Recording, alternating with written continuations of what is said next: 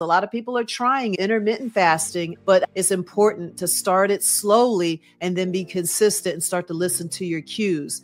When people ask me about intermittent fasting and some of my favorite strategies, this by far is one of my favorites. I have lost 70 pounds, and even though I've lost the weight, I actually use intermittent fasting to keep the weight off. These are some practical tips and strategies that you can start today to experience how intermittent fasting works for you. A lot of the problems that we have is that we're going against nature. We're going against what our bodies really need. We're doing too much of something, or we're giving our bodies so much burden or stress. So sometimes it's not about doing more. Sometimes when we want to heal and lose weight and have energy, we need to do less. Fasting is a period of time that you're not eating, period. So we hear a lot of confusion. Oh, I'm juice fasting, or I'm fasting from meat, or I'm only doing plant-based. That's not fasting. That's more of a selective diet. Fasting is not what you eat. Fasting is when you don't, okay? Make sure you understand that. And intermittent fasting is the cycle between when and when you don't eat. So pretty much all of us are intermittent fasting.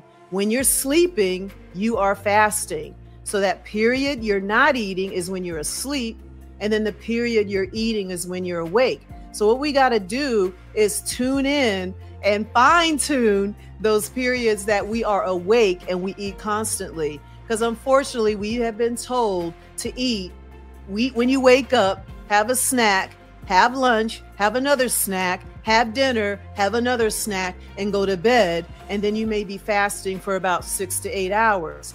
That is the problem. We eat too much. We eat too frequently. There's no thought in it. And it's very mindless. We don't look at the amount we're eating because we eat for entertainment. We eat when we're bored. We eat when we're sad. We eat when we're happy. But we need to just eat to live. And it's a process to get to that. So work on minimizing those amount of meals and be very intentional. Intermittent fasting is good for discipline, learning to eat when you're only hungry, because that's the purpose of eating. This is how intermittent fasting promotes weight loss. The periods when you're not eating, insulin levels start to decrease. And then when your insulin levels go down, glucagon increases, and that's when fat burning happens.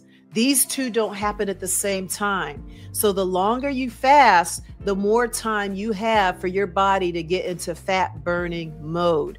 So that's the purpose of intermittent fasting, giving you enough time between meals to allow your body to burn fat for energy. Because when you're putting in all this glucose, when you're eating constantly, the body's not going to burn fat. The body's too busy trying to get the glucose into the cell. And when the cell is full and the cell had enough, it's going to start storing in your liver, your heart, and you start getting inflammation and all kind of other chronic health issues. If you're eating sugary cereals, coffee with a bunch of sugar in it, a donut or whatever it is, you're spiking your sugar first thing in the morning. Your body just came off a fast, and the first thing you're doing is just putting in all that sugar in your bloodstream, and that is not good. That's why by 10, 11 o'clock, you're crashing. You got a headache, you feel tired, and you think what's happening is, I'm hungry again. So then you get a snack a few hours later, and you're repeating that same cycle over and over again. And it's not hunger. It's your insulin rising and crashing because the insulin overcompensates to bring those glucose levels down.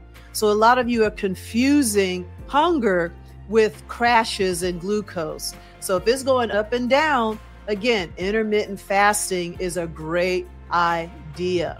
So we got to start to listen to the body. So if you're having those ups and downs of glucose, you got to think about the fact that it could be this imbalance in your glucose and insulin levels.